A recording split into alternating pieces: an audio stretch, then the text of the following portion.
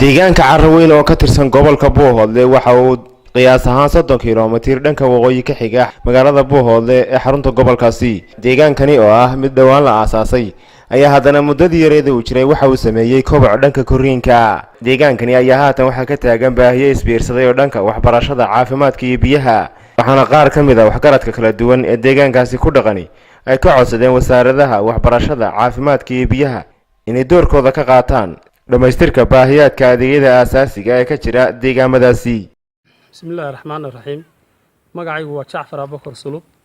waxaan ka mid ahay bulshada ku dhaqan ee ku nool deegaanka Carraweyn.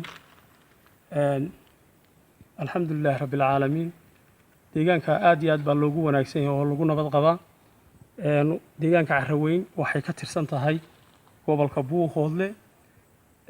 waxa weeyaan waa deegaan muddo la deganaa, imika muddo dheer baa la degan yahay. wax allaale wax adeega bulshada ah oo ma garanaysay lagu baahi beelay oo meesha waxa weeyaan ay qabtaa ma jirto. halkan in joognaa waa iskuulkii. 2 qol ayaa halkaa ah, waa 2 fasal. ilaa iyo waxaa dhigta ilaa 6 baa dhigta, koobaad, labaad, saddexaad, afaraad ilaa shanaad. ilaa 6aad ayaa dhigta. 2 qol oo yaryar baa halkaa MCH ah. 2 qol yaryar wax allaale waxay dadka ugu filan yihiin ma jirto. meel ay ka diiwaan gashan yihiin oo dawo looga keeno iyo shaqaale ay leeyihiin midna ma jirto. waxa kaloo jira waxaa la survey gareeyay goob loogu cayimay inay riig noqoto oo riig la keeno. goobtiina calaamadeedii waanu fiidiyowgaad ka dhex arki doontaan. waxa weeyaan goobtaas survey baa ku baxay, lacag badan oo kharash badan baa galay. waxa weeyaan waxaanu u baahannahay hay-adaha samafalka iyo kuwa doonariska ee deeq-bixiyaasha ahi inay ma garanaysaayay deegaanka Carraweyn wax ka qabtaan. ciidanka qaranka degan, cutub ka tirsan ciidanka qaranka ayaa degan. waa meel amni ah oo security-geedu aad iyo aad u wanaagsan yahay. deegaanka intii la deganaa waxaa ka dhacay codbixin baa dhacday, diiwaangelin baa ka horreysay. xukuumadda maanta jirtay ee Muuse Biixi Cabdi halkii laga doortay waa halkan weeye, iyo deegaano kale oo Somaliland ka tirsan ayaa laga doortay, laakiin halkii looga codeeyay waa halkan weeyaan.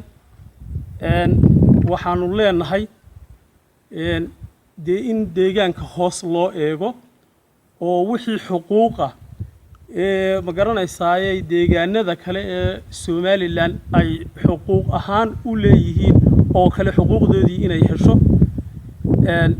waxa weeyaan waxaan doonaynaa madaxweynuhu inuu arrintaa hoos u eego, waayo waxa weeyaan meel deegaanka Buuhoodle ka tirsan oo codbixinana ay ka dhacday oo laga codeeyay, la iska diiwaangeliyay, mujtamaceeda iyo dadkeedu Somaliland yahay.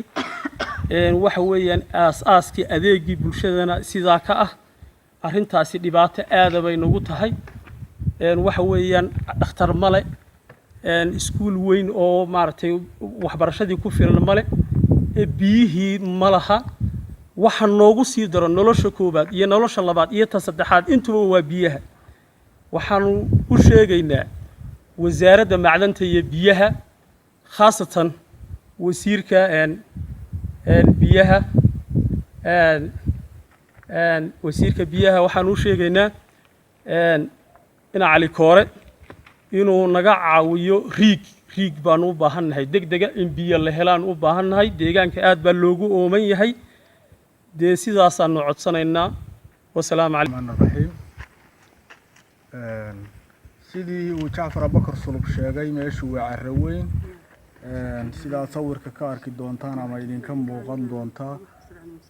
meeshu waa deegaan rasmi ah oo degan yahay mandaqada Somaliland ku dhex taala, kuna abtirsata Somaliland oo maamul kale hadeer ku tiirsanayn waqtigan xaadirka ah ee la joogo.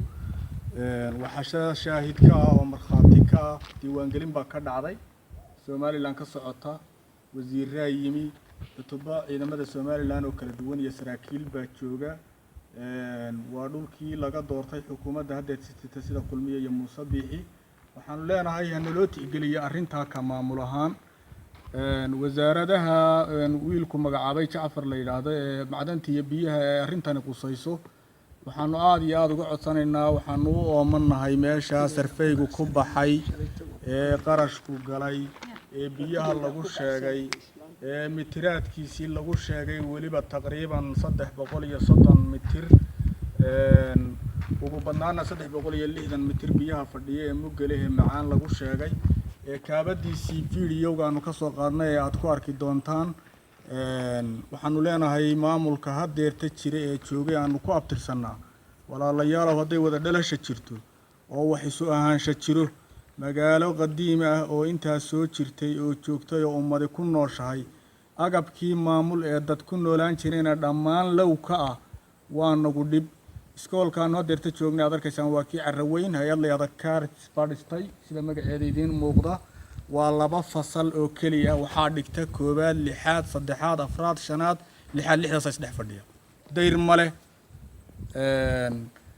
agabkii kale macnaha barnaamijka loogu tala galay male macallimiintiisu meel kama mushahar qaataan dadka jooga waa dad dan yara dad kabi kara ma aha waxaanu leenahay wasaaradda waxbarashada ee maamulka Soomaaliland ee aanu ku abtirsanaa inuu noo tixgeliyaan rabno waa qodobka labaad waa qodobka saddexaad noloshii asaasiga ah dhamaanteed way naga wada maqan tahay waxa kale ee noogu sii daran waa caafimaadka 740 kilomitir baa buuhda noo jira ascaanoodna waxay noo jirtaa 130 iyo dhowr kilomitir oo iyada foolata ee aan ilaahay hore u kala keenin inta gaariga lagu siisiday ama naf baxaysa ama dhig baxaysa khatar bay ku sugan tahay waxaanu leenahay hay'adaha deeqda bixiya iyo maamulka Soomaaliland aanu ku abtirsano intuba walaalayaal haday wada dhalasha jirto wax isu ahaansha jiro inaynu is itiraafnaa fiican mar la arko Soomaaliland hadaynu is itiraaf baynu raadinaa laakiin waxa ka sii fiican inaynu itiraafka inagu dhexdeena ka raadino hadii la isku dul noolaado way dhib badan tahay magaalooyin degmooyin la siiyay degmooyin qaatay ama gobol la higsanayaan la simanay la gudboonay